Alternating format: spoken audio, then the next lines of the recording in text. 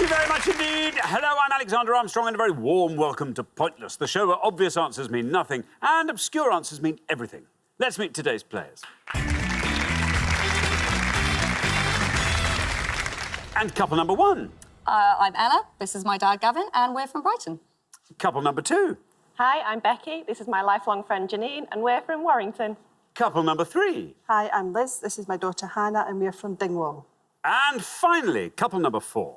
Hi, I'm Paul, and this is my wife Katie, and we're from London.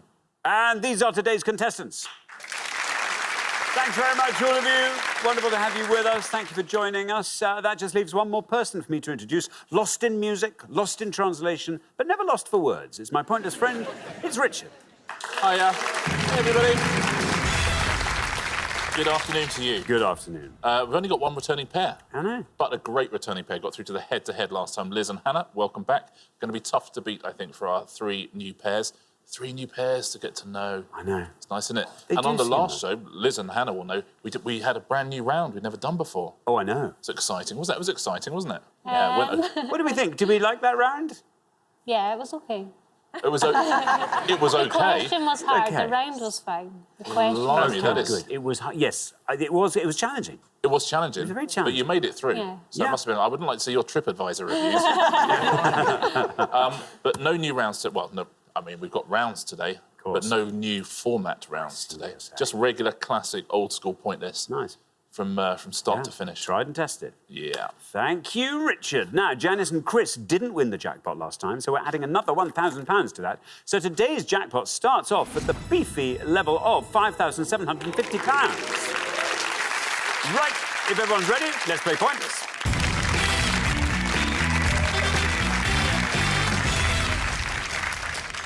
As always, it will be the pair with the highest score at the end of each round that gets eliminated, so keep your scores as low as you can. Best of luck to all four pairs. Our first category this afternoon is food and drink.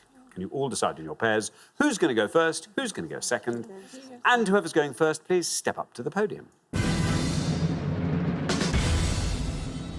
OK, and our question concerns breakfast foods. Richard. On each board, there'll be 7 descriptions of things that are eaten for breakfast in various places around the world. We'll also show you the initial letters of the answers as well. Thank you very much indeed. So, yes, we are looking for these foods, typically eaten at or around breakfast time. And here is our first board of 7 clues. We have got round yeast bun with a hole in the middle, which is often served with cream cheese and smoked salmon. B, a type of soft rice soup or gruel, which may be sweet or savoury, popular in China. C, a jam-like or jelly-like preserve made from citrus fruit, particularly oranges. M, savoury fried rice dish popular in Malaysia and Indonesia that typically includes cooked pork, chicken or seafood and is garnished with a fried egg. NG, a mix of oats, dried fruit, bran and nuts, thought to have originated in Switzerland. M, flaky puff pastry roll with a French name that translates as crescent. C, and a spicy dish of flaked fish mixed with cooked rice, curry powder and hard-boiled egg. K, yum.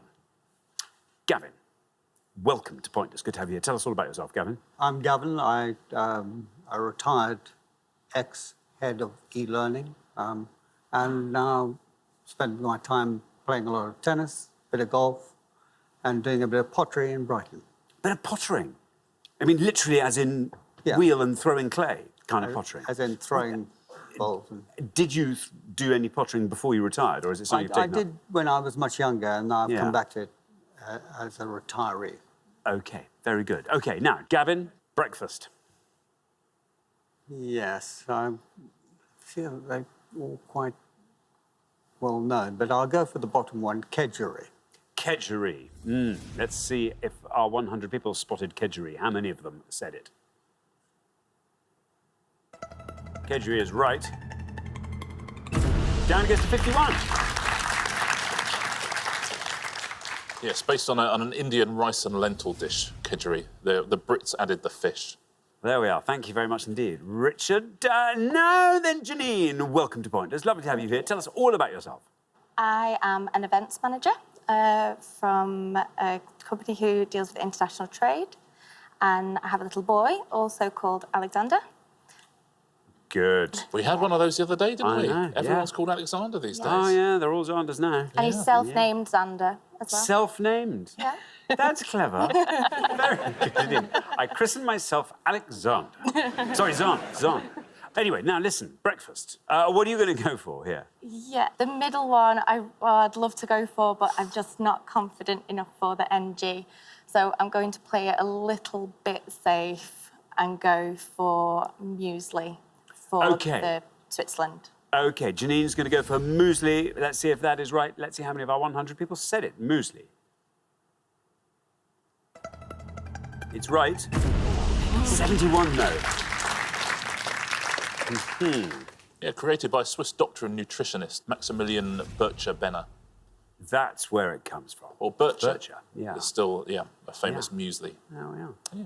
Lovely. Thank you very much indeed, Richard. Liz, welcome back to Pointless. Lovely to have you with us once again. You were brilliant last time. Our head-to-head golden couple. Remind us all about yourself, Liz. Hi, my name's Liz. At the moment, I'm official carer for my daughter and also help look after my grandchildren in Dingwall. And what are your interests, Liz? Well, I love cooking.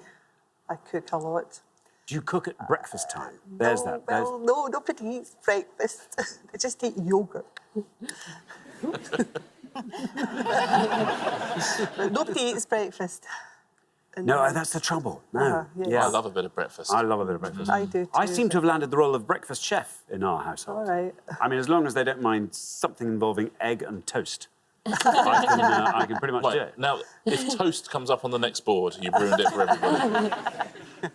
Well, OK. Now, Liz, what are you going to go for? A whole breakfast board there, but what are the components of it?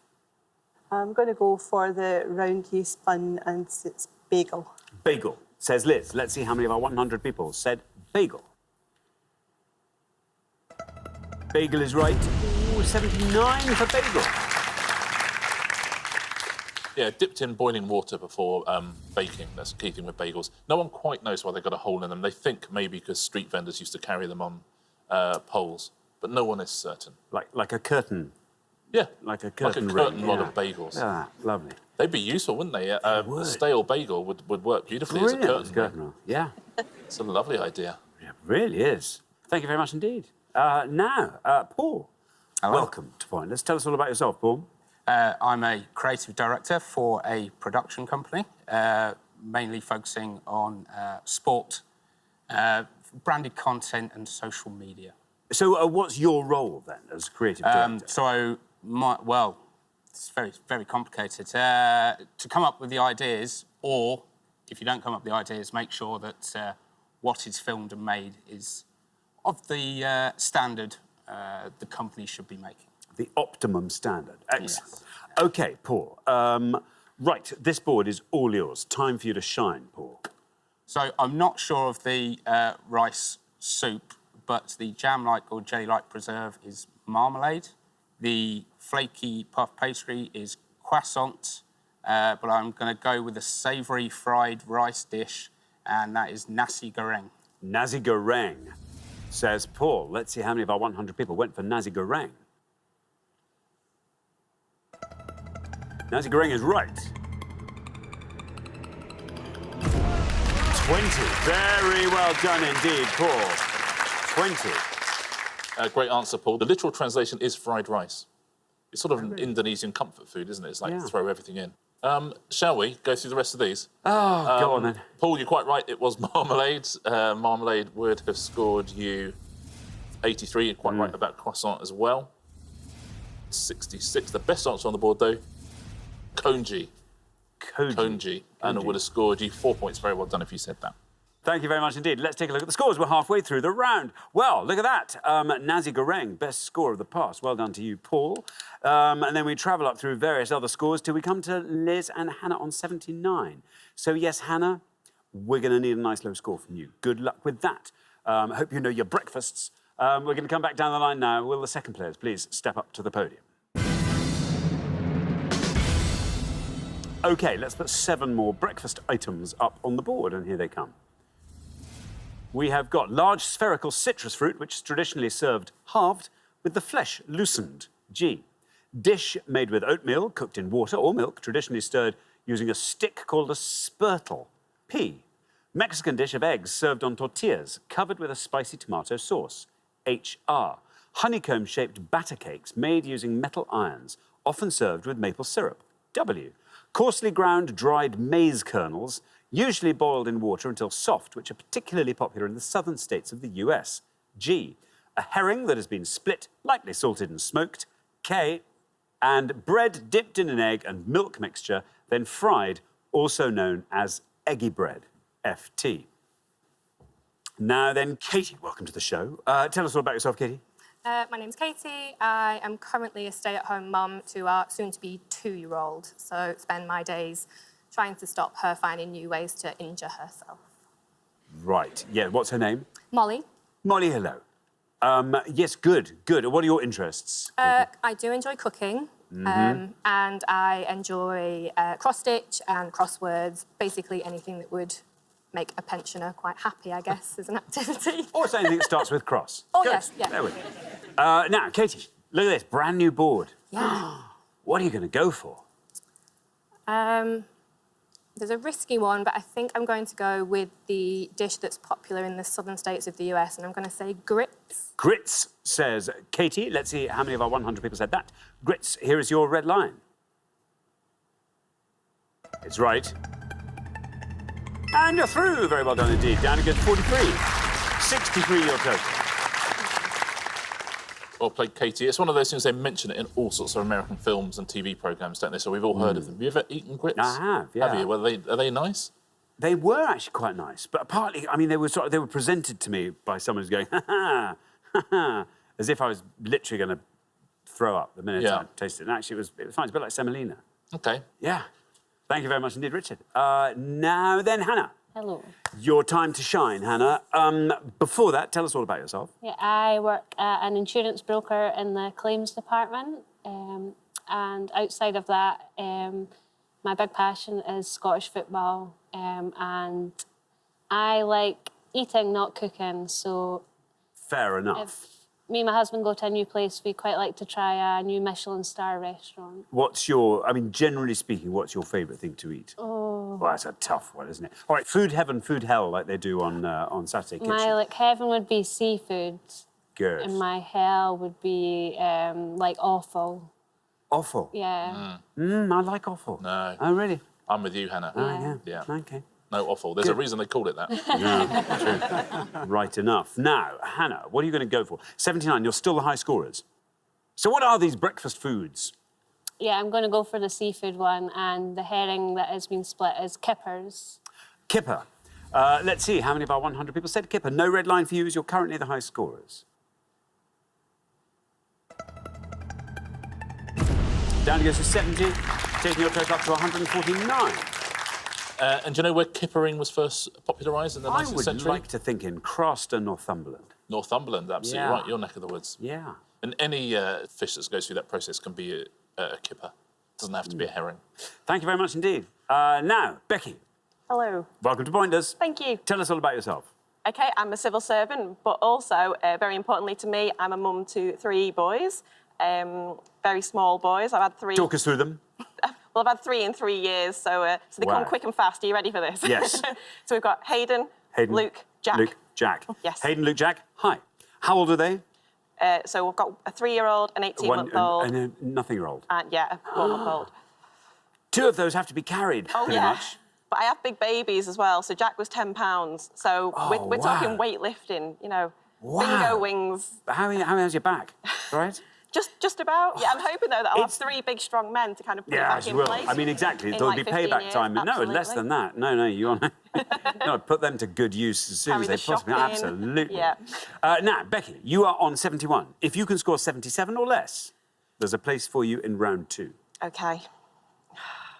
So I'm going to have to go for one of the more obvious ones, and I'm just debating which one I should go for. And I think because it's my favourite breakfast, I'm going to go for a waffle. A waffle. OK, let's see. Here is your red line. Can you get below that red line with waffle? It's obviously right. And you're through. Oh, just on the line. You needed 77. You got 77. That takes your total up to 148. Yeah, well played. They've taken in various places to start doing, like, eggs on waffles and like using waffles as almost as toast. Wow. It's good. That were delicious. I had a croissant waffle, which is a croissant made in a waffle iron. That was delicious as well. Wow. There we go. Thank you very much. Now, Ella. Hi. Welcome to Pointless. you. Tell us about yourself. I am a theatre marketing and campaigns officer Where's the theatre? In Brighton? in Brighton, Which of the lovely theatres in Brighton? Brighton Dome. The Brighton Dome. I've seen it as a stand-up venue. Yeah. Do you get many theatrical productions Yeah, we in there get as well? theatre. We've actually just had a very large-scale circus show in as well, Really? which had a Wheel of Death. Wow. Yeah. Wow. Before Yeah. the show started, it was just got a wheel. Yeah. Now, 51 is your score at the moment. 97 or less gets you into the next round. Do you want to fill in those blanks for us? Yeah, so the large spherical citrus fruit is a grapefruit. Dish made with oatmeal is porridge. The last is French toast, but I'm pretty sure I'm right on this. The Mexican dish is huevos rancheros. Huevos rancheros, says Ella. Here is your red line, nice and high. Let's see how far down the column we get with huevos rancheros. It's right and you're through. And it goes a long way down to 10. Very well done indeed. 61, your total. It's a lovely way to end the round. Yeah, you got every single one right and chose the best answer. Well done. The citrus fruit is grapefruit, would have scored you 70. Porridge, you're quite right about. As the biggest scorer up there, though, that would have scored you 80, would have seen you knocked out. And you're right about French toast as well. And that would have scored 69 points. So, yeah, huevos rancheros, best answer on the board. Well done if you said that at home. Thank you very much indeed, Richard. Well, we are at the end of our first round, which means we have to say goodbye to one of our pairs. I can't bear it, Liz and Hannah. It's you we have to say goodbye to. Breakfast didn't go down well, did it? I'm sorry. Anyway, thank you so much for coming today. It's been lovely having you here, Liz and Hannah. But for the remaining three pairs, it's now time for round two.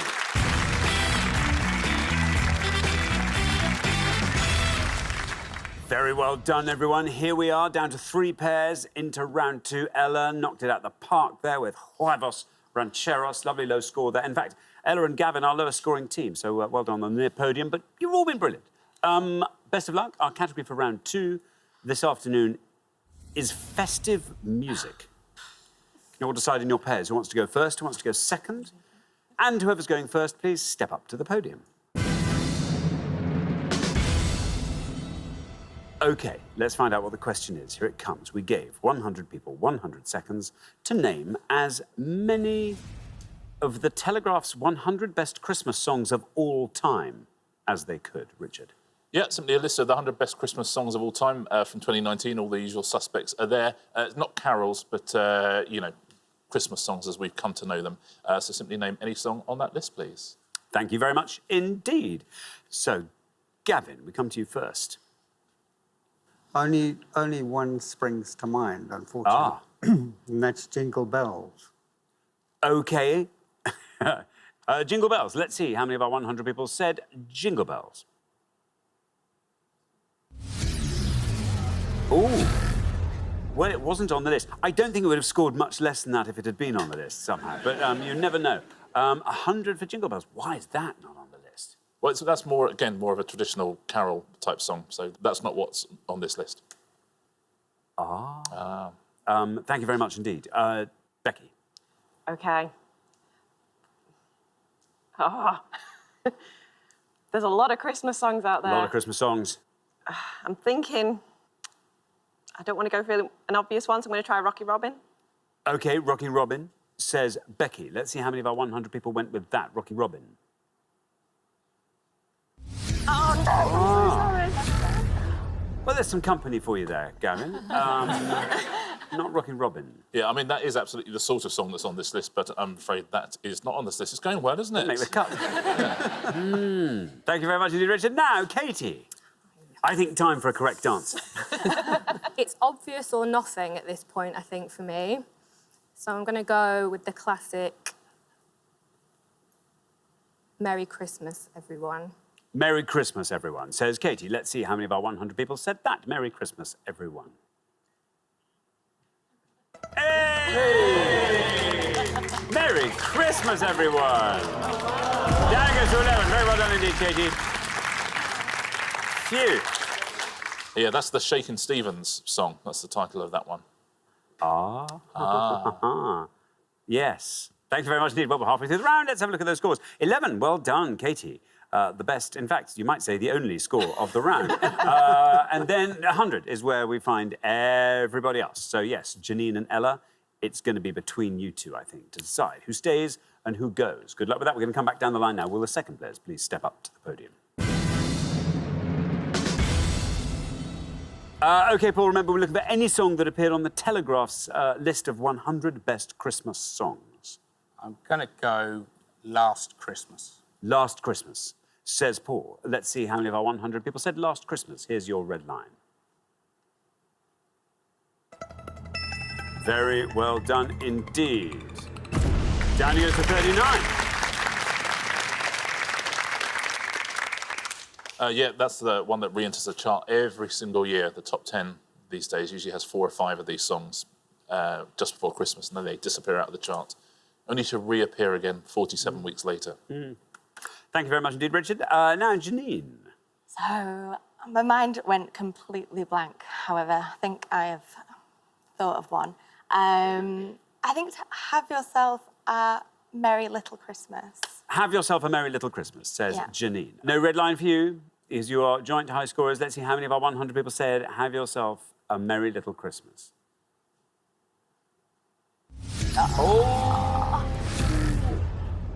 I'm afraid that takes your total up to 200. Yeah, it's a lyric from a more famous song. I'm sure there is a song called that as well, but that's not anything that would be on this list. Thank you very much indeed. Now then, Ella. 99 or less is what we need from you. I'm going to say Feliz Navidad. Feliz Navidad. Here is your red line. Let's see how many of our 100 people said Feliz Navidad. Let's see if it's on the list. Oh, no! Oh, this is exciting. It means we are now in a lockdown scenario. Well, as you know, what happens in a lockdown scenario is the two tied pairs can confer and each give a further answer. And we start with the pair nearest the column. So, Ella and Gavin. We're going to go for Fairy Tale of New York. Fairy Tale of New York, say Ella and Gavin. Now then, Janine and Becky. Yeah, we're going to go for Merry Christmas, War is Over. Merry Christmas, War is Over. OK, so Fairy Tale of New York, say Ella and Gavin. Let's see if it's right. Let's see how many of our 100 people said it. It's right. Fairy Tale of New York takes us down to 31. 221, which means you have to score 20 or less. Here is your red line. Have you got enough in the tank with Merry Christmas, War is Over to get below that red line? How many of our 100 people said it? Is it right? Oh. Wow. OK, well, there is your definitive answer. I'm afraid that's incorrect. Scores you 100 points, total of 300. Yeah, I'm so sorry. It's Happy Christmas, War is Over, not Merry Christmas, War is Over. Would have scored 4 points as well. Would have been a terrific answer. It's absolutely on the list. Before we go through some of the pointless answers, let's go through some low scorers. You'd have got 2 for Frosty the Snowman, I Saw Mommy Kissing Santa Claus, Let It Snow, Let It Snow, Let It Snow, and Step Into Christmas, Elton John. 2 points as well for Wonderful Christmas Time, Paul McCartney. 1 point for Jingle Bell Rock and Stay Another Day by E17, which is a Christmas #1, so sort of counts. Let's take a look at some pointless answers. Baby, It's Cold Outside was a pointless answer. The Coldplay song Christmas Lights, Greg Lake's I Believe in Father Christmas. All of these would have added money to the jackpot. I'll Be Home for Christmas in Dolce Jubilo, Mike Oldfield, Merry Christmas Darling. You could have had Thank God It's Christmas, The Power of Love, the Frankie Goes to Hollywood song. That was another Christmas #1. Walking in the Air was a pointless answer. The biggest scorers of all were Fairy Tale of New York, Last Christmas, and top of the shop, 49 points, White Christmas. Thank you very much indeed, Richard. Well, we find ourselves now at the end of our second round, which means we have to say goodbye to another pair. Janine and Becky, I'm afraid for now you are that pair. I say for now because you'll be back next time. We'll look forward to that very much. Meantime, thank you very much, Janine and Becky. But for the remaining 2 pairs, it is now time for the head-to-head.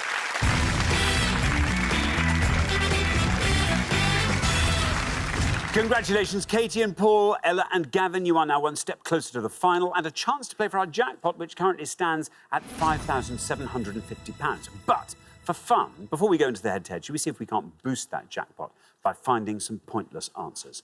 Here's how it's going to work. We gave 100 people 100 seconds to name as many castles in Wales as they could.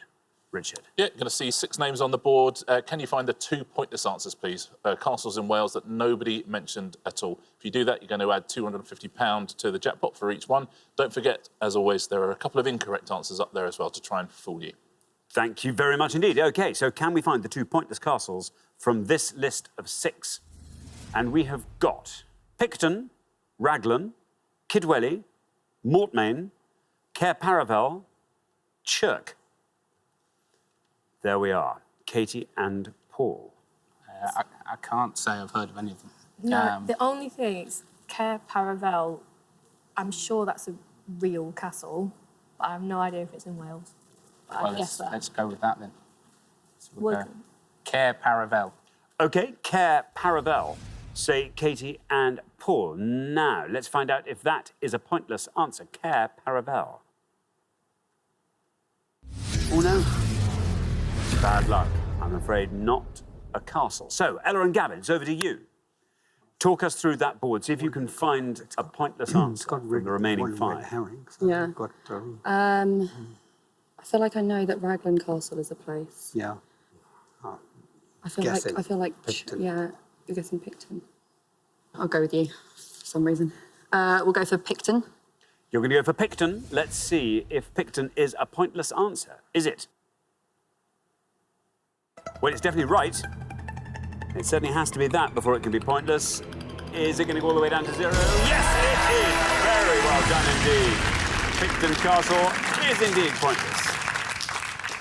Very nicely done, yeah, from the 12th century, built by Sir John Wogan in the 12th century in Wales. Caer Paravel, it sort of is a real castle. It's a castle in the Chronicles of Narnia. So that'll be where somewhere it stayed in your head from that. So there's still a pointless answer. There's an incorrect answer as well. I think people had heard of Raglan Castle, so you were right to avoid it. Would have scored you 2 points, childhood home of Henry VII. Mortmain is an incorrect answer. That's from I Capture the Castle by Dodie Smith. There you go. So they're both castles, these two. One of them's pointless, one of them is not. Should we say Chirk is a pointless answer? Shall we? Have you said Chirk at home? You got it wrong if you had. Oh, It's a no. two-pointer. Oh, that's annoying. Kidwelly is the pointless answer. There we go. It appears in Monty Python and the Holy Grail, Kidwelly Castle. Would have added fun. £250 to the jackpot. Thank you very much indeed. Well, there we are. Well, you found 1 pointless answer, which means we can add £250 to the jackpot, taking the total up to a lovely round £6,000. There it is. But who will be playing for it? Let's find out in the head-to-head.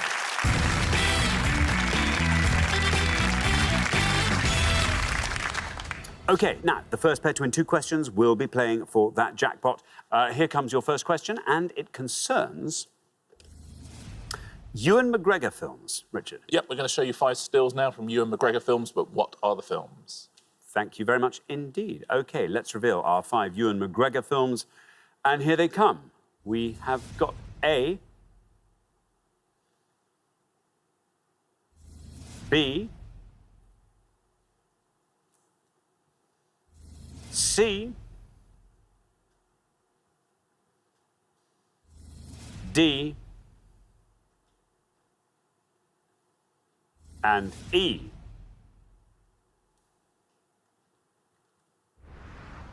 There we are. 5 Ewan McGregor films. Katie and Paul, you're our golden couple, so you get to go first. Do you know any of them apart from A and B? Do you know any? No. OK, we're struggling a little bit. I think we're going to go with A, salmon fishing in the Yemen. Salmon fishing in the Yemen, say Katie and Paul. Now, Ella and Gavin, that board's all yours. Do you want to fill in all the rest of them? So I think C is Beatrix Potter. D is Train Spotting. E, I think we should go for E, because I'm not convinced on C. E is Dr. Sleep. OK, Dr. Sleep, say Ella and Gavin for E. So we have salmon fishing in the Yemen and Dr. Sleep. Katie and Paul went for salmon fishing in the Yemen. Let's see if that is right for A. How many of our 100 people got that? It is right. That's a good answer. Down to 13. Very well done. And then Ella and Gavin have gone for Dr. Sleep for E. Let's see how many of our 100 people said Dr. Sleep. It's Dr. Sleep, all right. Is that going to win the point for you? Yes, it is. Down it goes to 5. Very well done indeed. Ella and Gavin. After one question, you're up 1-0. Two terrific answers there. Well played. Yeah, Dr. Sleep is the follow-up to The Shining. The book is the follow-up to The Shining book as well. Now, B is... Brastoff. Brastoff, yep. You scored 28. You were right about Train Spotting. That is D. It's a big scorer, though. Would have scored you 58. And if you had said Beatrix Potter to C, you'd have scored 100 points. But you're not a million miles off. It's Miss Potter. That's the best answer on the board. Would have scored 4. Thank you very much indeed, Richard. OK, here comes your second question. Katie and Paul, you've got to win this one to stay in the game, but Ella and Gavin get to answer it first, so good luck. Our second question this afternoon is all about chemical elements, Richard. Yeah, we're going to show you the names now of 5 elements from the periodic table, but we're showing you them backwards and we've taken out the vowels. But what are these elements, please? Wow. Backwards and without the vowels. Backwards and vowelless. OK, let's reveal our backwards and vowelless elements. MLH, ND, RPPC, CNSR, and NNX. Ella and Gavin will go first. What do you think? It's the last one. So good. Do you want to go for the top one? Or are you confident on the bottom one? Let's go for the top one. Okay. We're going to go for the top one and we're going to say helium. OK, helium, say Ella and Gavin. Now then, Katie and Paul, can you talk us through the rest? We think the bottom one is xenon. Next one up, arsenic, copper. And then I think the second one down, which we're going to go for, is iodine. OK, you're going to go for iodine. Iodine. So we have helium and we have iodine. Ella and Gavin said helium. Let's see how many of our 100 people spotted that.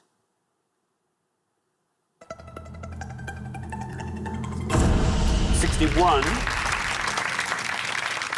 Katie and Paul, meanwhile, have gone for iodine. Let's see if that is right for ND. How many of our 100 people worked that out?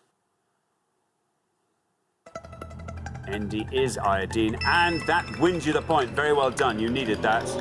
Down goes 14, but crucially, you are back in the game, and after 2 questions, it's 1-1. That's very well worked out, well played. It's the best answer on the board as well, as you might expect. Copper would have scored you 69. Arsenic would have scored you 26, and xenon at the bottom there would have scored you 43. The amazing thing about that board is when we first put it up, helium was at the bottom.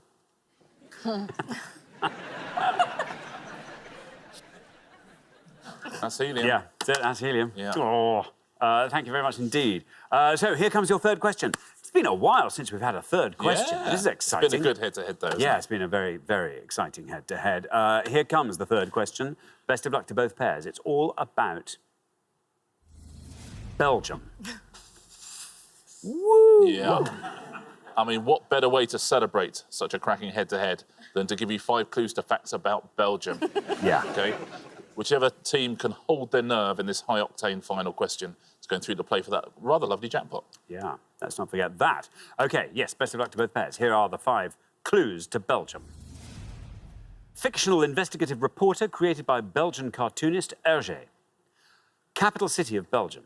The statue, Fallen Astronaut, by Belgian artist Paul van Hooijdonk, was installed in 1971 by Commander David Scott on this celestial body. Surrealist painter of The Son of Man, and the Belgian site of the 1815 battle, which saw the final defeat of Napoleon. There we are. Katie and Paul, back to you to start. We only know one confidently, and it's going to be pretty obvious. But there's a gamble to play. What do you want to do? Should we just play it safe? Yeah.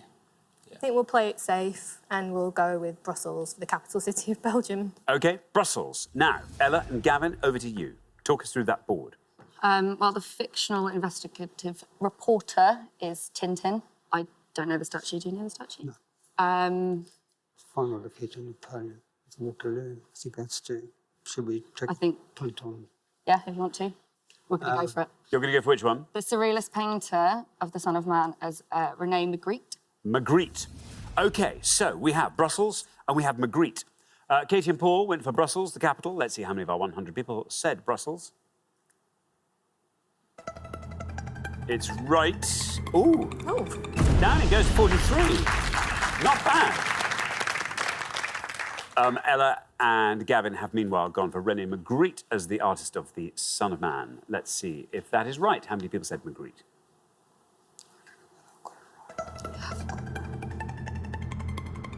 Very well done. Magritte wins it for you. And down that goes to 6. Meaning that Ella and Gavin, after 3 questions, you're through to the final 2-1. Well played. Only one answer right there that would have beaten Magritte, and we will get to that in a moment. Tintin up the top there, you're right about. Would have scored you 27. At the bottom there, the 1815 battle was Waterloo. That would have scored you 26. Now, this next answer is the best answer on the board. There's only 3 people got it, which is bizarre. When you think about it, man has only ever walked on one other celestial body. There can only be one answer to this. It has to be the moon. The moon, Has to be. And that would have scored 3 points. Wow. There you go. Thank you. Well, the pair leaving us at the end of the head-to-head round, Katie and Paul, it's you. You played incredibly well across the show, and you'll be back next time. So, you know, we can enjoy your progress through to the head-to-head and maybe beyond when you return. But meantime, thank you very much indeed, Katie and Paul. Thank you. But for Ella and Gavin, it's now time for our pointless final. Congratulations, Ella and Gavin. You've seen off all the competition and you have won our coveted pointless trophy.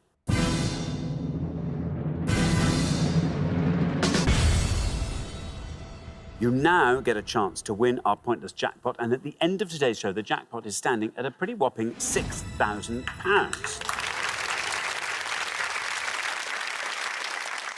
Well, you contributed to that, which is nice to know. What do you want to see come up that means you can take it home with you? I mean, I'm pretty good with pop culture. What would you like to see? Maybe art. Or tennis? Or tennis, possibly. OK, well, these are precisely the sorts of things that come up. Pop culture, art, tennis. Let's see. 4 things will appear on the board. Today's list is this: Parisian geography, national anthems, classic Hollywood film directors, international football scorers in 2019. What do we think? Not good. Not great. What about national anthems? Do you know anything? No. Parisian geography? Or would you prefer to go for classic Hollywood film directors? No. OK.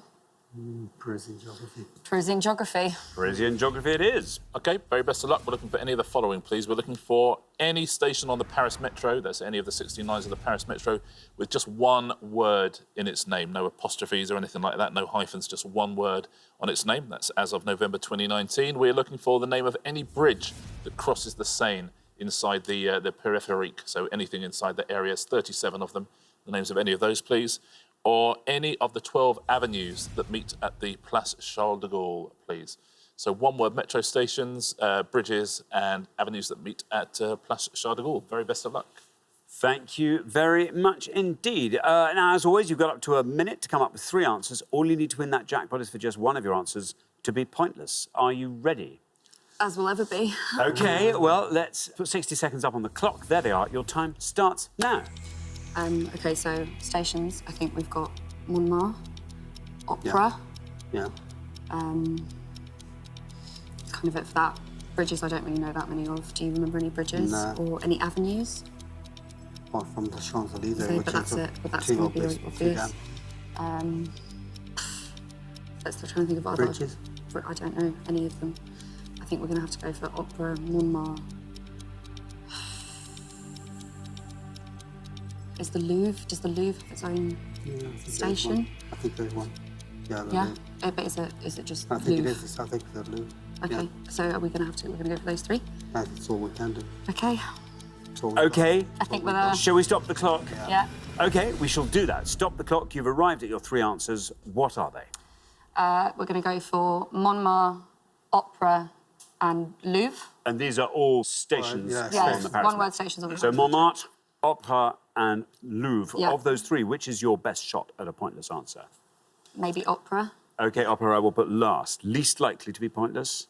Louvre. Louvre, OK, and we put Montmartre in the middle. Yeah. OK. Well, let's put those answers up on the board in that order then, and here they are. We've got Louvre, Montmartre, and Opera. Well, 3 decent-looking answers. One of those could turn out to be pointless. You never know. I might win you that jackpot. 6,000 quid you'd be taking home. What would you like to do with that, Ella? Probably a serious amount of shopping. We're going on a family holiday for our mum's 70th birthday and their 50th wedding anniversary to Japan, so probably go towards that. Very nice indeed. OK, well, your first answer was Louvre. In all 3 cases, we're looking for stations on the Paris Metro. If Louvre is right and is pointless, you leave here with £6,000. How many people said Louvre?